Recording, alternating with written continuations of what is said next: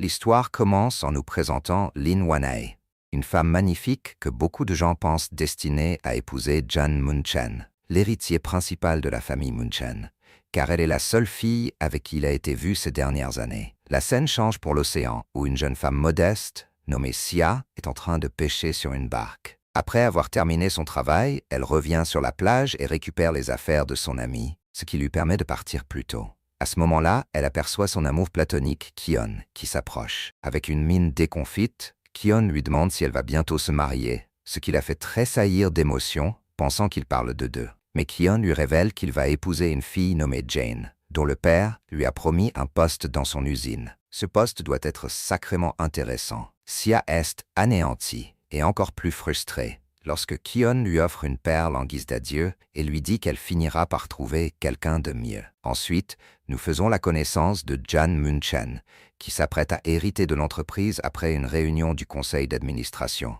Son frère Cho l'interpelle à la sortie du bâtiment et lui demande comment il est devenu le petit-fils préféré. Jan l'ignore, et Cho ordonne alors à sa secrétaire de le surveiller. Le grand-père de Jan le félicite d'avoir terminé un projet dans les délais et lui remet des photos, lui imposant une condition.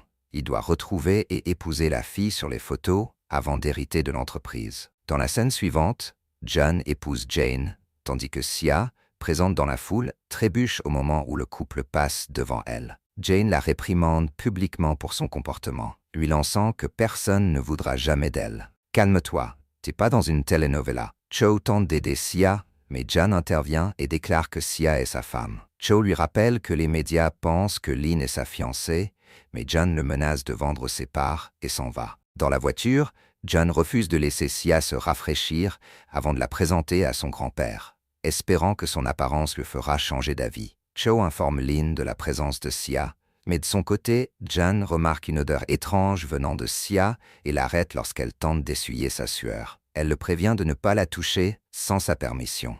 Ils arrivent chez Jan, où Sia est impressionnée par le luxe de la demeure. À l'intérieur, une pierre de marbre attire son attention. Petite pause ici pour te rappeler de t'abonner à la chaîne. Chaque abonnement compte énormément pour moi. Merci infiniment, et c'est reparti. L'assistant du grand-père, Muchuan, lui explique l'importance de cette pierre. Lin arrive et se montre agacé par le... Il rencontre ensuite le grand-père, qui confond d'abord Lin avec Cho avant de se rendre compte de son erreur. Le grand-père mentionne que Sia est là pour une raison bien précise. Après une brève conversation, il quitte la pièce, suivi de Jan et Lin, laissant Sia seule. En explorant la maison, Sia manque une nouvelle fois de tomber, mais Cho la rattrape. Ravie de le voir, elle s'imagine en train de danser avec lui, mais l'odeur la ramène vite à la réalité, et ils finissent par tomber tous les deux. Sia demande à Jan pourquoi son grand-père l'a choisi, et il répond qu'il n'en a aucune idée. Quand Lin lui demande s'il va l'épouser, il reste silencieux. Cho l'emmène dans une autre pièce et lui propose des vêtements de luxe, mais elle ne les aime pas. Jan décide alors de la relooker à sa manière, lui faisant porter une robe qu'il prévoit d'utiliser pour provoquer son grand-père. Transformée, Sia s'approche de Jan, mais elle glisse et tombe sur lui. Sérieusement, elle a deux pieds gauches ou quoi? Lin arrive avec une nouvelle robe et s'éloigne avec Jan, le tirant par la main, tandis que Sia attend qu'on vienne la chercher dans le salon, qui est sur le point de fermer. Elle sort et tente d'appeler quelqu'un d'un arrêt de bus, mais personne ne répond. La pluie commence à tomber. Ne voyant pas Sia à la fête, Jan décide de partir à sa recherche. Seule dans la rue, Sia est renversée par une voiture et s'effondre. Une foule se rassemble, mais elle reste silencieuse. Jan arrive, disperse la foule et la couvre avec son manteau. Reconnaissante, Sia l'enlace et Jan la réconforte. Pendant ce temps, à la fête, le grand-père annonce que Cho épousera Sia le mois prochain. Ce qui surprend Cho, qui pensait que Jan allait se marier avec elle. Jan dit à Sia qu'il est tard et que son grand-père les attend. Il remarque un bleu sur la main de Sia. Même si elle prétend que ce n'est rien, Jan appelle un médecin. Lorsque le médecin arrive, il est surpris par la petite taille de l'hématome et plaisante en disant qu'il disparaîtra tout seul. Sur le chemin de la fête, dans la voiture, Jan informe Sia qu'elle doit épouser Cho le mois prochain. Sia refuse, affirmant qu'elle n'est pas intéressée et qu'un mariage sans amour ne fonctionnerait pas. Lorsqu'ils passent près d'une plage, elle demande à Jan de s'arrêter et court vers l'eau, l'entraînant avec elle en riant, lui disant que c'est le moment parfait pour profiter de la vue. La scène change pour montrer un Cho furieux se plaignant auprès de Chuan de la décision concernant le mariage. Chuan lui répond qu'il ignorait que le grand-père voulait Sia pour lui. Toujours en colère, Cho veut confronter son grand-père.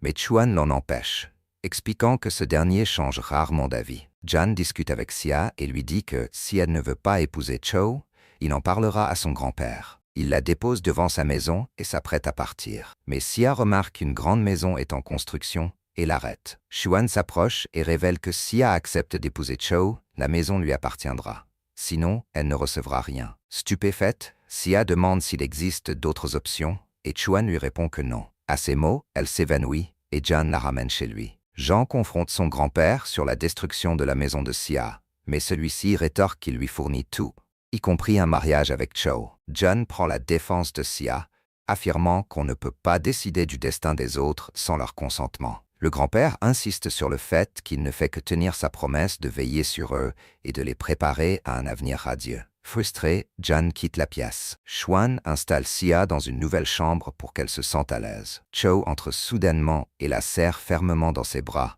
l'accusant d'avoir ruiné sa vie. Effrayée, Sia crie et Cho finit par la lâcher, mais lui ordonne de rester loin de lui. Le lendemain matin, tout le monde se réunit pour le petit déjeuner. Le grand-père suggère à Sia de s'asseoir à côté de Cho, mais elle se précipite pour s'installer à côté de Jan.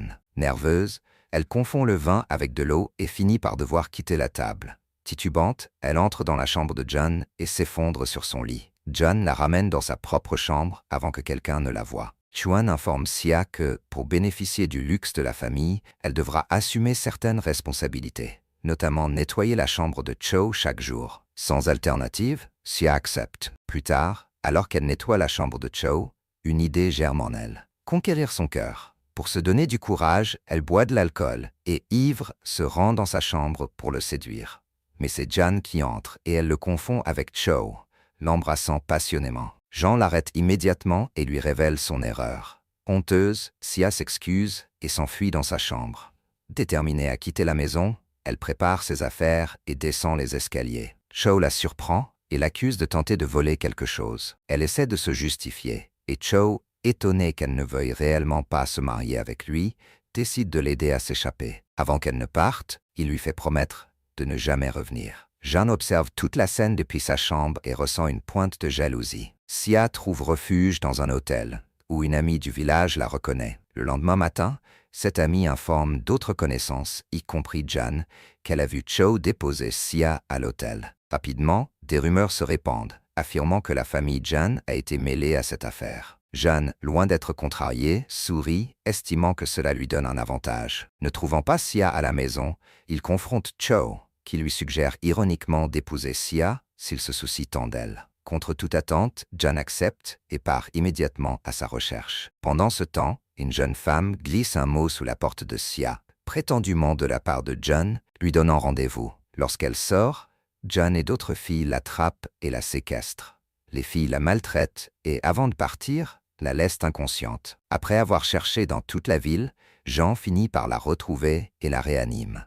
Fou de rage contre Cho pour l'avoir aidé à fuir, il la ramène à la maison. Malade et affaiblie, Sia est soignée par Jan toute la nuit. Le lendemain matin, l'assistante Jan l'informe que la femme de l'ex-petite amie de Cho et ses amis sont responsables de l'agression. Déterminée à obtenir justice, Jan emmène Sia à l'usine où elle a été torturée et fait appel aux autorités. Il commence à organiser un plan pour régler la situation, en collaboration avec la police. Pendant ce temps, Sia, encore profondément bouleversée, essaie de comprendre comment elle s'est retrouvée dans ce cauchemar et quelles sont les véritables intentions de ceux qui l'entourent. Elle a l'impression d'être manipulée, non seulement par Jan, mais aussi par d'autres membres de la famille, et commence à remettre en question ses propres sentiments. Lorsqu'il apprend que son grand-père exige qu'il prenne rapidement une décision concernant son mariage, Jan se retrouve à un carrefour. D'un côté, il veut protéger Sia, mais de l'autre, il subit la pression de sa famille et des attentes sociales. De son côté, Sia décide de s'éloigner de tout et de reprendre le contrôle de sa vie, sans dépendre de qui que ce soit, même si cela signifie tourner le dos à Jan et au monde dans lequel elle s'est retrouvée plongée malgré elle. Elle comprend qu'en fin de compte, c'est elle seule qui détient le pouvoir de changer sa destinée, indépendamment de ce que les autres attendent d'elle. Jan, conscient des erreurs qu'il a commises, tente de se racheter et se rapproche de Sia, lui présentant des excuses sincère pour tout ce qu'il lui a fait subir. À la fin, après un long chemin de lutte et d'introspection, Sia trouve son véritable bonheur, loin des attentes imposées par les autres, tandis que Jan réalise que pour être heureux, il n'a pas besoin de suivre la voie qui avait été tracée pour lui.